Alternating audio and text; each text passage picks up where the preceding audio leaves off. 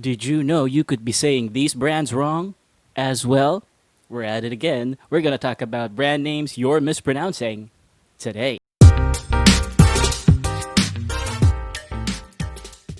What is up? You're watching Tito Talks English Mondays edition. Hi, my name is Miguel, your favorite Tito who loves to make English topics easier to understand for both agents and clients. Magandang Monday po sa ating lahat. I know it's the start of the week. How are you doing today? Let me know in the comments. I hope you guys are doing great. And as promised, today we will be talking about even more brands that you could be mispronouncing. But today we're going to be focusing on car manufacturers and two mobile phone brands that are popular in the Philippines, which you could be mispronouncing. As agents who speak to customers on a regular basis, it's very, very important that you respect the brands that these people represent.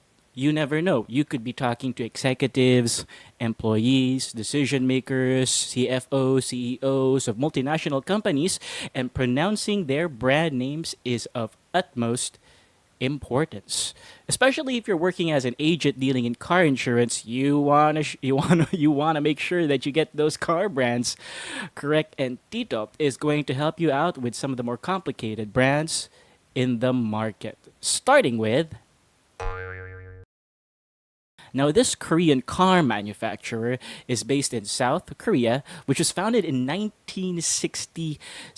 Most Filipinos make the mistake of pronouncing the Y or placing a lot of emphasis on the Y, saying Hyundai.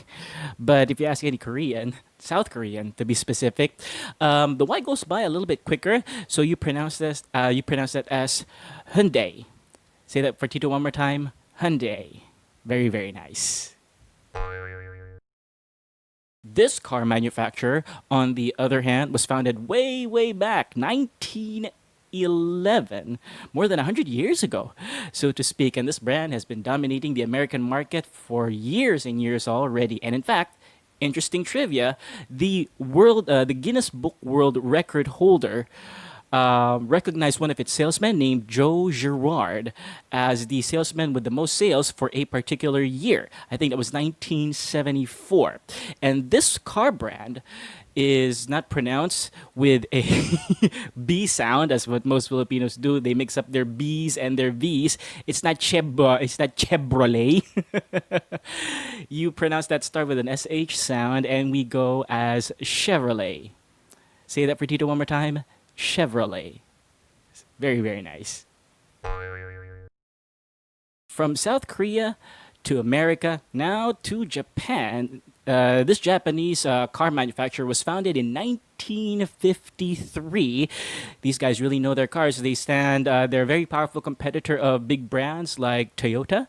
And this one, quite tricky though, but most Filipinos place an emphasis on the B syllable in the middle. They pronounce it as Subaru. But you wanna get rid of the stress in the middle of the word, and you go simply as Subaru. Can you say that for Tito one more time? Subaru. Very, very classy. From Japan now to Germany.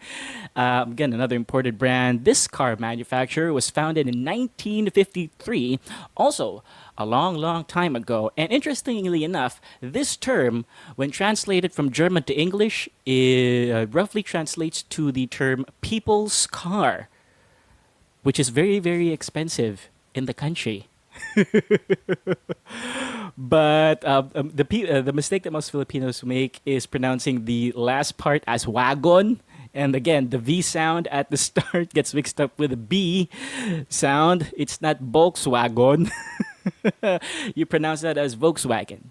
Say that for Tito one more time. Volkswagen. Sounds very, very posh. And as promised in the intro, we are going to be talking about the proper pronunciation of these two Chinese phone brands, which are quite popular in the Philippine market already. And we're gonna start off with this one though, as it's the older of the two. It's been getting a lot of heat from the U.S. market recently. And if you weren't aware though, Google Apps no longer supports this brand of mobile phone, so they had to improvise on their own. Still, if you buy this type of phone, you can still get app support, but from different providers instead. And with that being said, a common problem that most people have pronouncing this word is that they do not emphasize the H sound at the start. Now, I know most of the time when you see an H at the beginning of the word, it's silent. But since this is a proper noun that we're talking about, you really have to emphasize that. That's what most Chinese pronouncers do. So instead of just saying HUAWEI, you want to pronounce that with an H at the start, with a slight breath at the beginning, if you need to, if you need to do that. So you pronounce that as HUAWEI. Say that for Tito one more time. HUAWEI. This sounds really nice.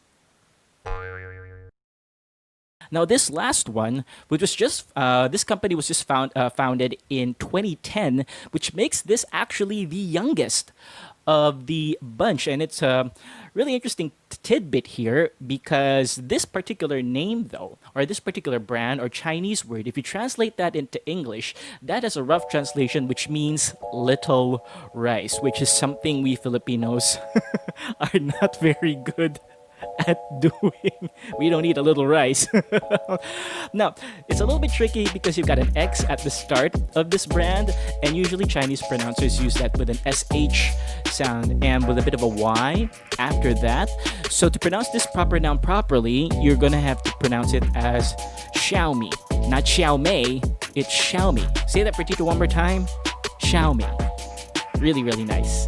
Now, once again, thank you so much for spending time with Tito today to learn a little bit more about English. If you have any comments or suggestions or topics that you want me to cover in the future, please feel free to leave me a comment or send me an email. Links in the description as well. And if you also want to catch our previous lessons on English Mondays, you'll also find the playlist right down there as well. And I hope you enjoyed today's lesson. Once again, this is your Tito Miguel, always saying, I hope you enjoy the rest of your day.